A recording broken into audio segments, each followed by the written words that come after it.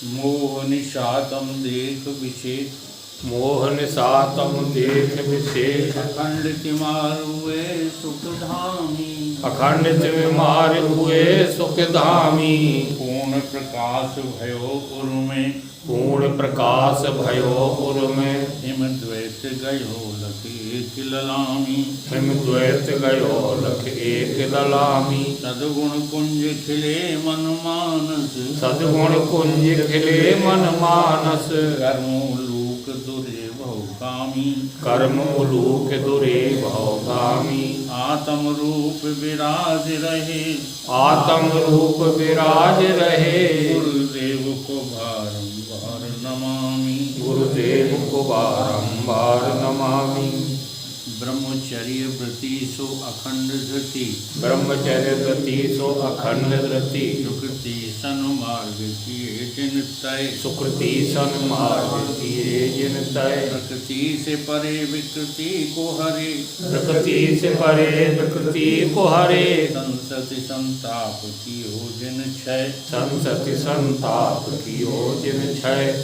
जगति में जितेंद्र करी जागृति, जगति में जितेंद्र करी जागृति। निर्मल सद ज्ञान दियो निर्भय, निर्मल सद ज्ञान दियो निर्भय। श्रोता समाज सभी बोलो, श्रोता समाज सभी बोलो। श्री सतगुरुदेव भगवान की जय। श्री सतगुरुदेव भगवान की जय।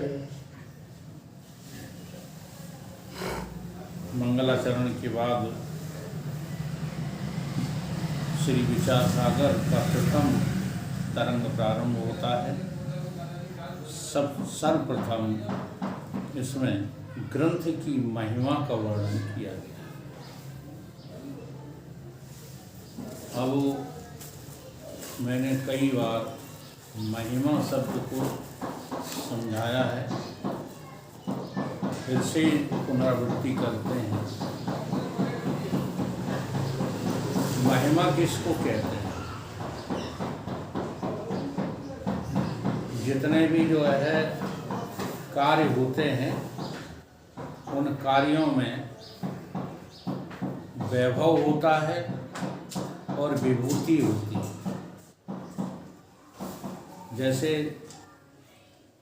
श्रीमद् भगवत गीता में भगवान कृष्ण ने अपना वैभव दिखाया, विराट रूप। उसको देख करके अर्जुन कंपायमान हो गया है, तो फिर उन्होंने अपनी विभूति दिखाई।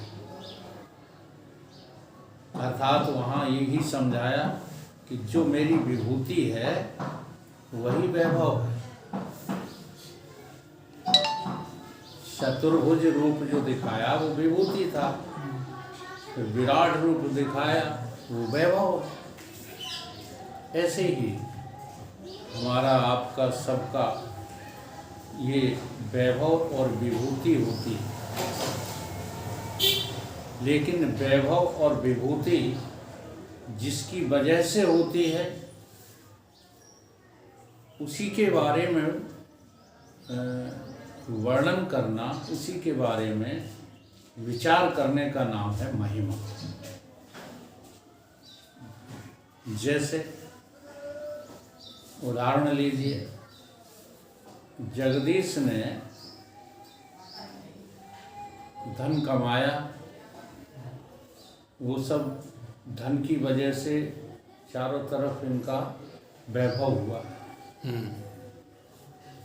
अब उस सारे वैभव की विभूति कौन है? जगदीश। जगदीश। बात आ रही समझ? परंतु इस वैभव और विभूति में हेतु कौन है? वो महिमा। हाँ, जिसकी वजह से ये सब है, वो कौन है? कारण पिता।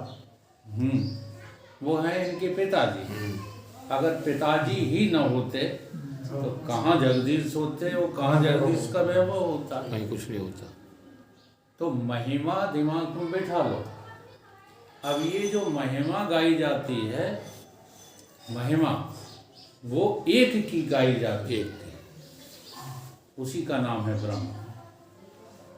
और उसके बारे में जो शास्त्र, जो ग्रंथ बात करता है, वो उस ग्रंथ की वही महिमा है जो ब्रह्म की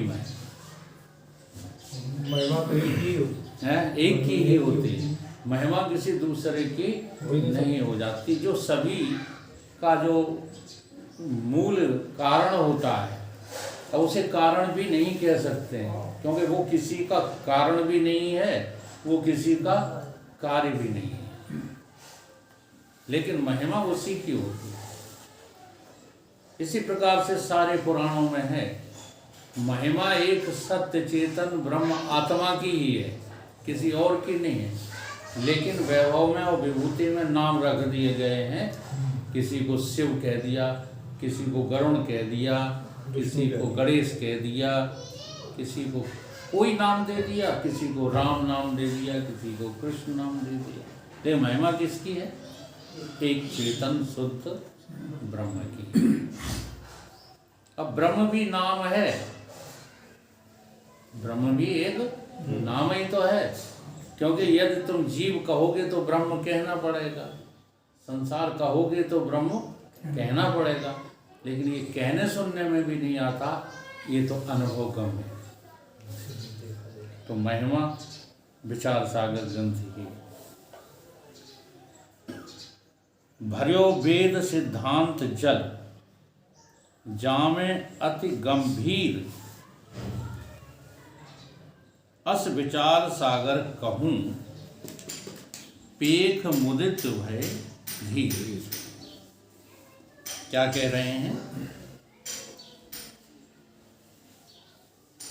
भरो वेद सिद्धांत जल, वेद का जो मूल सिद्धांत है वो जल के रूप में इसमें ठसाठस भरा हुआ है। जामे अति गंभीर, और ये कैसा है? बड़ा गहन है, बड़ी गहराई लिए हुए है। अस विचार सागर कहूँ, इसलिए मैं ऐसे महिमा युक्त विचार सागर को अब कहना शुरू करता हूँ। पेख मुदित भय धीर, इसको धीर पुरुष जो है सुन करके प्रसन्न होंगे और आनंदित होंगे और मुक्त होंगे। तो इसमें जो है विचार सागर को समझने के लिए विस्तार किया गया। प्रतिवादी और सिद्धांती के व गुरु शिष्य के या जो चेतन आदिक पदार्थन का विवेचन है, जो निर्णय है, उसी का नाम क्या है? विचार। यहाँ विचार किसको कहा है? जड़ चेतन आदिक पदार्थन का विचार गुरु और शिष्य के बीच में, गुरु और शिष्य के बीच में संसार का और ब्रह्म का, देह का और आत्मा का, जड़ का और चेतन का जो विवेक पूर्ण जो है निर्णय है, उसका नाम है विचार। यहाँ विचार शब्द से अजहित लक्षणा करके प्रतिवादी आदिक कर निर्णित अर्थ रूप विचार के विषय का भी ग्रहण है। सो विचार का विषय रूप निर्णित अर्थ ही सिद्धांत है। जैसे कल स्वामी जी ने बताया था, अर्थवाद, अर्थवाद में अजहित लक्षणा लगती है, उपलक्षणा। जैसे बात जो है किसी की कर रहे हैं और नाम किसी का ले रहे हैं। बातचीत तो हम कर रहे हैं उस शुद्ध ब्रह्म की, लेकिन उसकी जगह नाम किसका ले रहे हैं? राम का ले रहे हैं, कृष्ण का ले रहे हैं। इसको अर्थवाद कहते हैं। जैसे भक्ति की महिमा गा रहे हैं, मधुसूदन का उन्होंने उदाहरण दिया था, मधुसूदन जी का दिया था महाराज जी ने, तो वो इसी में तो दिया था। बात हम कहाँ की कर रहे हैं और महिमा गाते समय, और लक्ष्य में कौन है? वही एक चेतन। भले ही भक्ति की महिमा गा रहे हैं, यहाँ तक गाई भक्ति की के कह दिया कि ज्ञान तो सब धरा रह गया। हाँ, और ज्ञान धरा भले रह जाए, लेकिन तुम्हें पहुंचाने के लिए जो है उपलक्षणा है। महिमा ज्ञान की ही गाई जा रही है, किसी और की नहीं। लेकिन नाम किसका लिया जा रहा है? भक्ति का। अब देख लो, भगति स्वतंत्र सकल सुख खानी। भक्ति कैसी है? स्वतंत्र है स्वतंत्र। तंत्र में जो स्व है, अब देखो ना, आपके यहाँ तंत्र हैं कि नहीं है? देह में झांक कर देखो कितने तंत्र हैं। पाचक तंत्र, श्वसन तंत्र, ये सब क्या है? ये सब तंत्र हैं। नर्वस सिस्टम, एक्सक्रीटरी सिस्टम, ये सब तंत्र हैं। अब इन तंत्रों में तुम हो कि नहीं? तो भक्ति क्या है? स्वतंत्र। तो स्वतंत्र तो केवल तुम ही हो, और कोई है? बाकी सब परतंत्र हैं। सारे तंत्र पराधीन हैं। केवल आप ही जो है तंत्र के रूप में स्व हो। तो स्वतंत्र का अर्थ मतलब समझ में आया? इंडिपेंडेंट, जो किसी के ऊपर निर्भर नहीं है।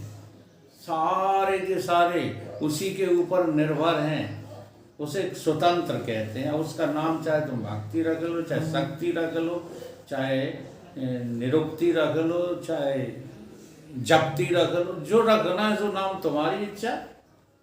लेकिन चर्चा कहाँ की कर रहे हो? स्व की। तो भगति स्वतंत्र और सकल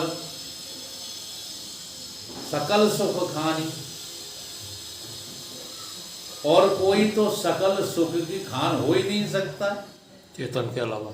चेतन के अलावा हो सकता है? तो देखो वर्णन किसका है?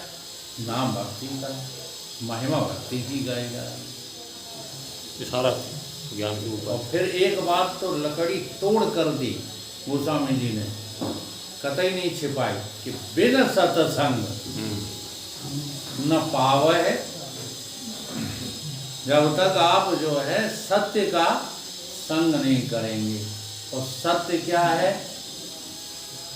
जो शाश्वत है, सदा है, निर्लेप है, निर्विकार है, सर्वदा है, उसी का नाम क्या है? सत्य। उसी को तो सत्य कहोगे। तो उस सत्य का जब तक तुमने संग नहीं किया, संग करने का मतलब तुम वही नहीं हुए, तब तक तुम भक्त काहे थे?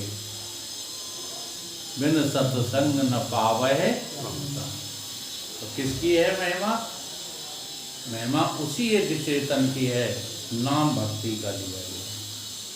ठीक इसी प्रकार से यहाँ पर अर्थवाद सिद्धांत में लिए गए। बात किसी की भी करेंगे इस ग्रंथ में, असल में बात चेतन की ही होगी।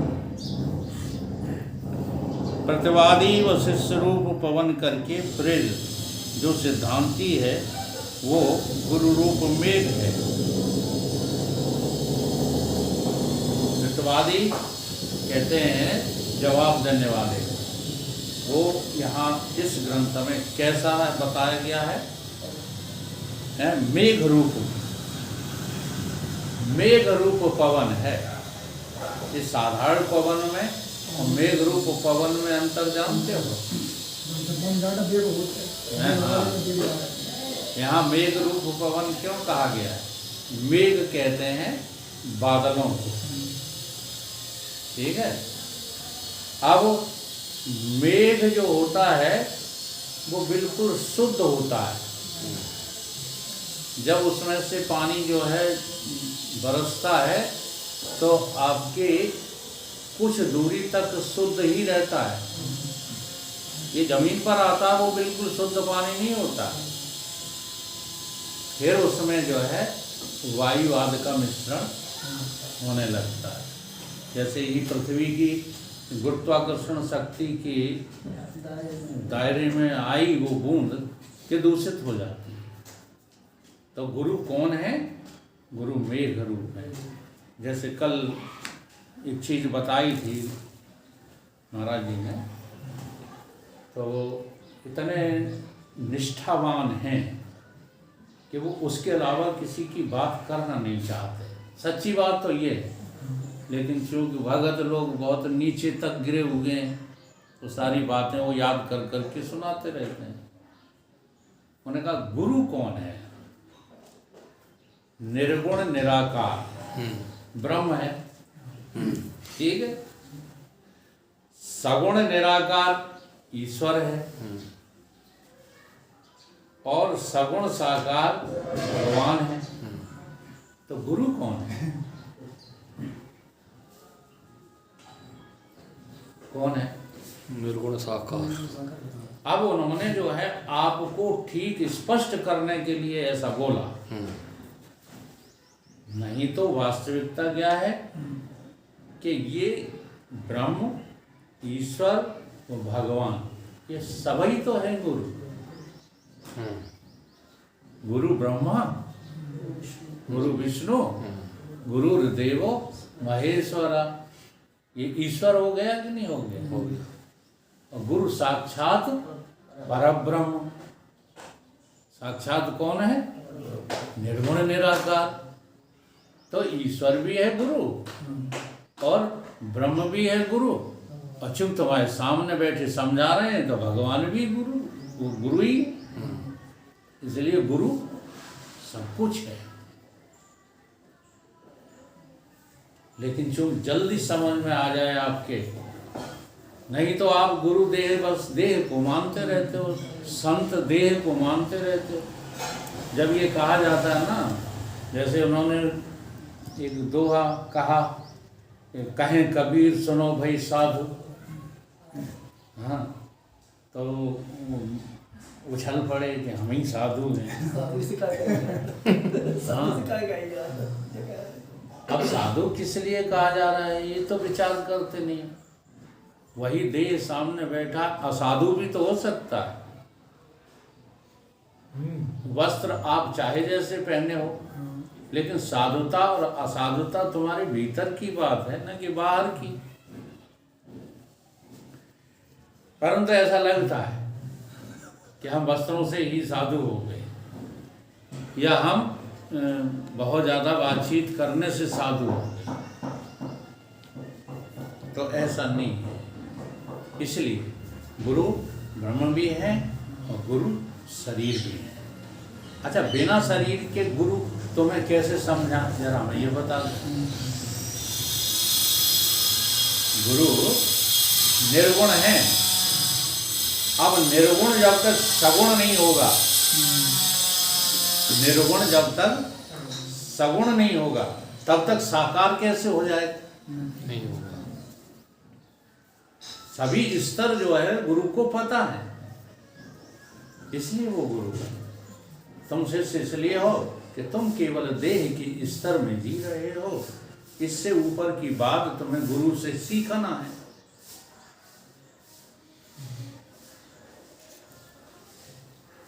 तिस कर भई जो विचार रूप जल की वर्षा है, सतगुर ज्ञान बदरिया वर्षे।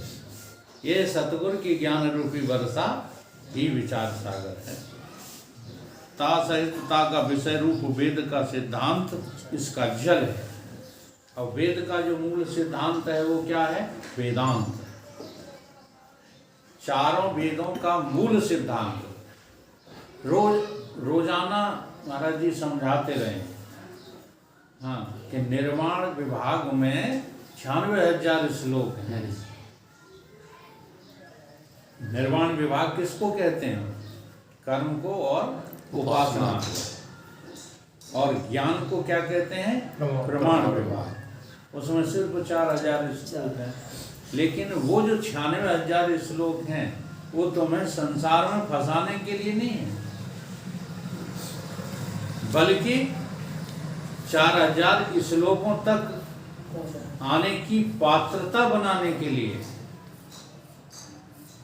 इसलिए वो 96,000 श्लोक बेकार हो जाएंगे यदि तुमने मुक्ति ग्रहण नहीं की, तो बेकार हो जाएंगे। आज कलयुग में क्या हुआ है? कर्म कांड में उलझ के रह गया है, कर्म कांडों में सफल नहीं है, क्योंकि कर्म कांड सबसे जटिल है। उपासना कांड फिर भी उससे थोड़ा सरल है, और ज्ञान में तो कुछ जटिलता है ही नहीं। परंतु कठिन को सरल, सरल को कठिन बना रखा है। कर्म कांडों में इतना उलझ गए, क्योंकि कर्म कांडों से बदनीयति छिप जाती है। बदनीयति, धर्म का आचरण दिखावा हो जाता है, और सच्चा धर्म छिप जाता है। लगे हैं कर्म कांडों में, तो देख रहे हो तमाशा। खूब अनुष्ठान कर लेते हो और तुमको फल मिलता ही नहीं। क्यों नहीं मिलता? क्योंकि कर्म कांड जितने कठिन हैं उतनी कठिनता से तुम पालन करते नहीं। चाहे जो सा जो है अनुष्ठान करके देख लो, कोई फल सामने आता ही नहीं। जैसे रण सिंह जी को ये बीमार हो गई थी बहन जी, तो इनके एक जो है तथाकथित इन्होंने पहले गुरु बनाया था किसी, तो महाराज जी तो मना कर गए कि इनको भूल के गुरु कोई बनाना मत, निर्माण विभाग वालों को। हाँ, प्रमाण विभाग वाला ही सदगुरु होता है। तो इनने बना लिया था, तो ये बीमार थी, उसने 14,000 रुपए इनसे झटक लिए।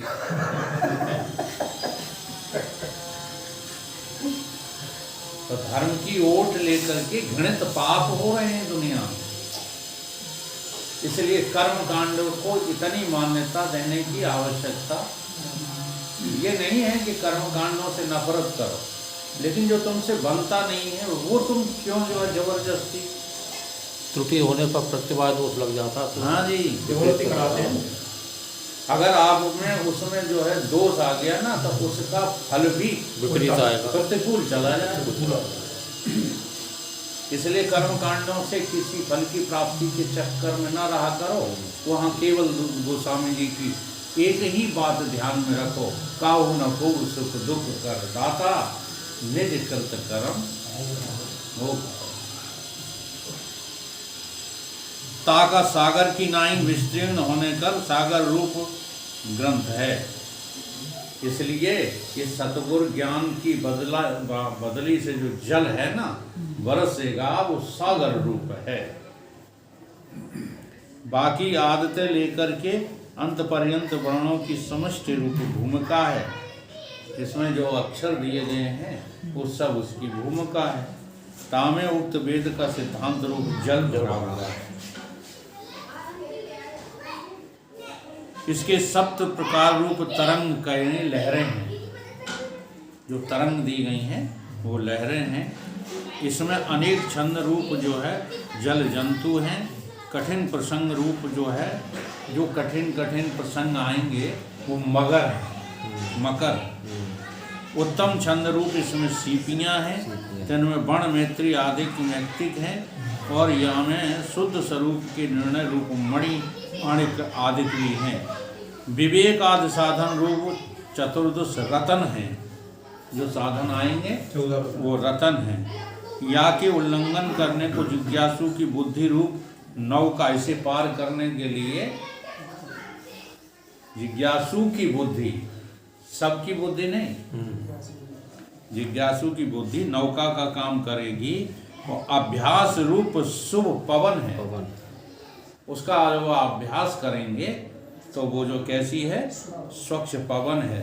ब्रह्मनिष्ठ गुरु कर्णधार नामक केवट, कर्णधार सतगुर दृढ़ नावा, दुर्लभ साध सुलभ कर पावा। या का संसार रूप कुदेश में संबंधी अज्ञान रूप अवार तीर है, और मोक्ष रूप अवार तीर मतलब जिस तीर को जो है पार करने में तुम स्वयं सक्षम नहीं हो, ऐसा किनारा सदगुरुदेव की नौका से ही पार किया जाता। मोक्ष रूप सुदेश से संबंध ज्ञान रूप पार तीर है, और मोक्ष ही क्या है, इसका किनारा है।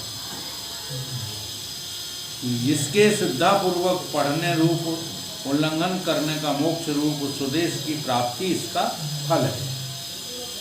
मोक्ष की इस ग्रंथ को पढ़ने का फल क्या है, मुक्ति।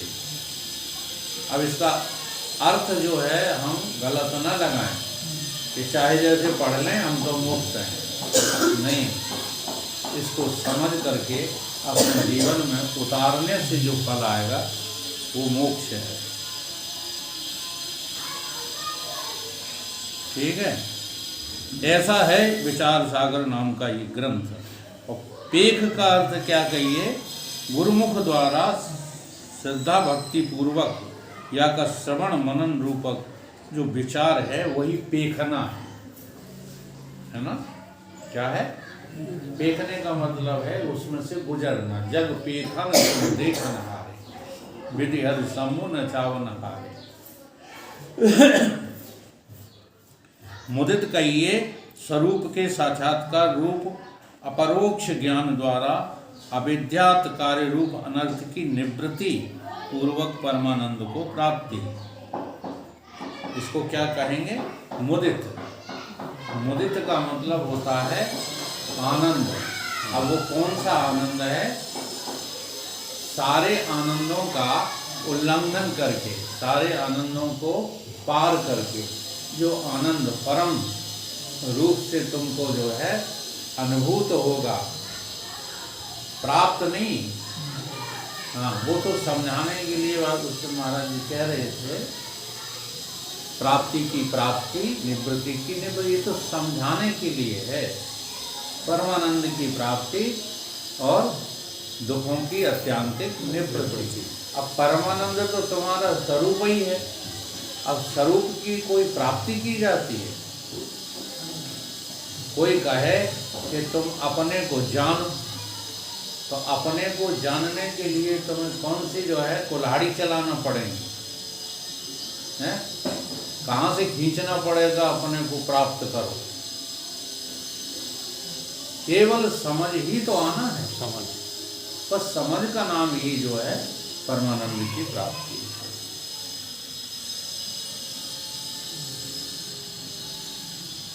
धी नाम बुद्धि का होता है, और रा नाम जो है विषयों से रक्षा करने का होता है। ऐसा जो ब्रह्मचर्य आदि साधन कर संपन्न अधिकारी तो यहाँ धीर है। धीरता के लिए तुम्हें योग के साधनों को अपनाना ही पड़ेगा। सत्य, अहिंसा, अस्तेय, अपरिग्रह और ब्रह्मचर्य। गृहस्थ आश्रम में रह करके भी यदि आप लोग ब्रह्मचर्य का पालन नहीं कर रहे हो तो क्षमा करना, ब्रह्म राक्षस हो जाओगे। समझ रहे हो? ब्रह्मचर्य सम तप नहीं दूसरा। धी नाम बुद्धि का है, रा नाम जो है रक्षा का है।